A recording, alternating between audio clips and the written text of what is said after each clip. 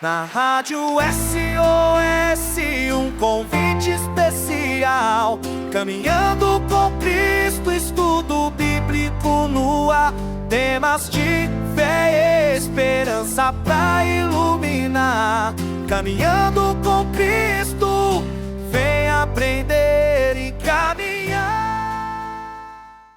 Paz, queridos ouvintes, está começando o Caminhando com Cristo. Hoje vamos conversar sobre um tema sensível e muito difundido: o uso da cruz no cristianismo. Muita gente usa a cruz no pescoço, no carro, na parede. Mas o que a Bíblia e a história dizem sobre isso? Paz. Para entender direito, precisamos começar pela história da crucificação. A crucificação não foi inventada pelos romanos. Formas de suspensão e empalamento já eram praticadas por povos do Antigo Oriente Próximo. Os persas, Império Aquemênida, são frequentemente apontados como aqueles que sistematizaram esse tipo de execução pública, séculos antes de Cristo. Depois, fenícios e cartagineses usaram métodos semelhantes. Gregos helenísticos também aplicaram punições por suspensão em contextos de guerra e rebelião. Mas foi o Império Romano que, a partir do período republicano e, sobretudo no Império, aperfeiçoou e popularizou a crucificação como pena exemplar, destinada a escravos, rebeldes e criminosos notórios. Os romanos transformaram a crucificação num teatro de terror para desestimular crimes e revoltas.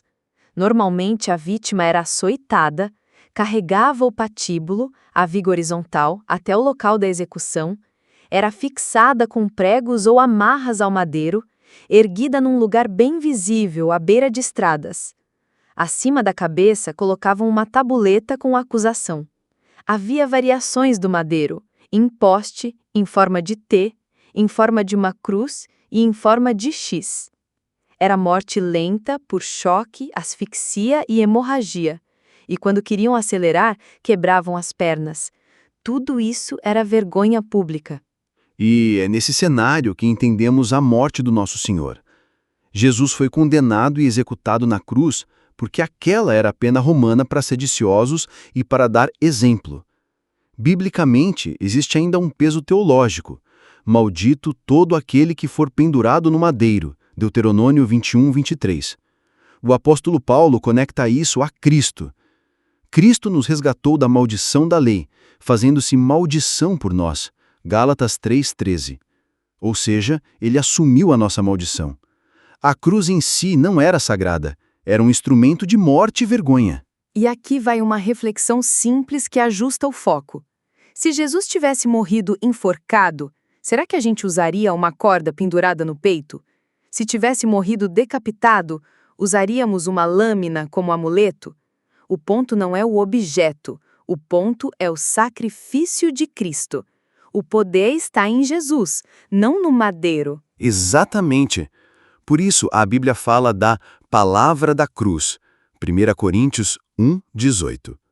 Ou seja, a mensagem do que Deus fez por nós em Cristo, não um fetiche no objeto madeira. Quando transformamos a cruz em amuleto, no pescoço, no carro, na parede, para dar sorte ou afastar o mal, estamos na prática depositando fé num símbolo, e isso é idolatria. Isaías 42:8 lembra: A minha glória não darei a outrem, nem o meu louvor às imagens. E tem mais.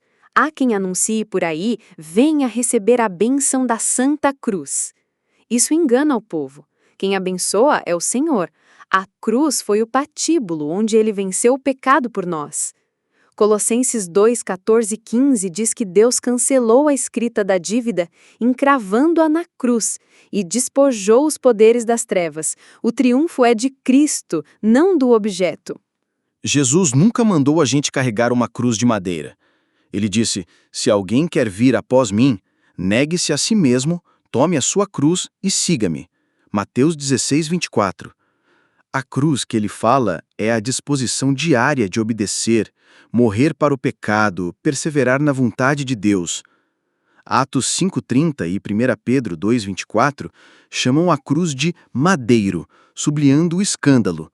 O Santo dos Santos morreu naquilo que representava maldição. para nos fazer bem-aventurados. Aconteceu que os primeiros cristãos não usavam a cruz como logotipo. Os símbolos mais antigos foram o peixe, o ictus, o alfa e o ômega e o quiró. A popularização da cruz como insígnia veio bem depois, especialmente após Constantino, no século IV, e depois com a veneração de relíquias, como a chamada verdadeira cruz. Junto disso surgiu o perigo das superstições. Usar a cruz para proteger, para curar, para abrir caminhos. Tudo isso desvia a fé do Cristo vivo para um objeto. Então, o ensino bíblico é claro. Não confiamos em objetos. Salmo 27 diz: uns confiam em carros e outros em cavalos, mas nós faremos menção do nome do Senhor. Se alguém usa uma cruz apenas como lembrança visual do Evangelho, sem superstição, ok. Mas se coloca ali confiança espiritual, virou amuleto. E amuleto é pecado. Pastoralmente, o que fazer? Primeiro, ajuste o coração. Confesse qualquer superstição e ponha sua fé somente em Jesus. Segundo, ensine seus filhos.